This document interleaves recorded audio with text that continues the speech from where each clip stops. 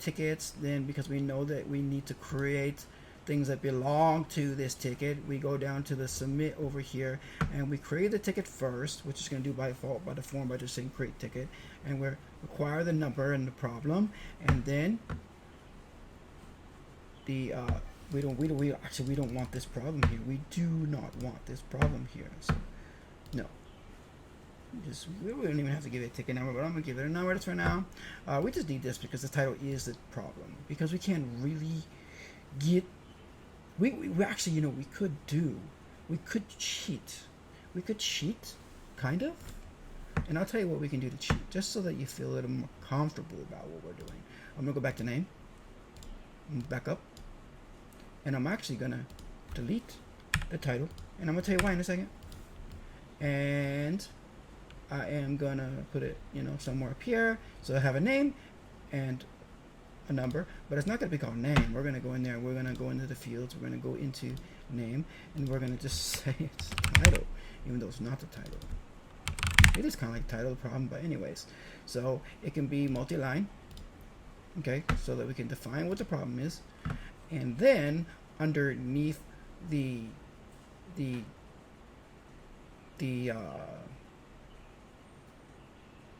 I'm in the wrong place here.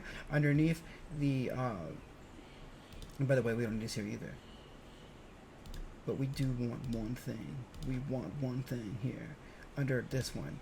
We don't even need to do that, because we can go over here. I'll show you. Go to the ticket. Remember, there's a user that's related to this, so when we update the ticket, why don't we just assign the user? I think there's a user. What's our user? Ticket user. Just say logged in user. Boom, done. And then what we're gonna do over here underneath create the problem, we're just gonna go ahead and, instead of have this, we're gonna just click on this, and we're just gonna say new ticket name.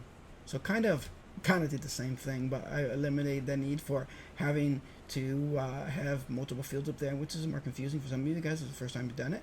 Okay, so now we've done that, and then when we are done submitting the ticket, we want to go back to this page again. So there you go. How are we going to get over here? We're going to get over here by, ooh, this thing is really long, isn't it? Let's move her up a little bit here. Let's go back over here. Let's click on this guy. Let's drag it down more. Drag this guy down. Remember I told you before you need to have like in a group in order for it to fit. So I'm going to add the shape in here, and I'll show you. I copied before I deleted that thing. I'm going to move it right in here. Put it right up there, and I'm gonna paste my thing right on top. I'm gonna kind of center it within there. I'm gonna group it. Then I'm gonna go in here, and I'm gonna take out the background. And then I can drag this. Once I got this rectangle, I can drag this rectangle into place, right? So it kind of shows up where I want it to.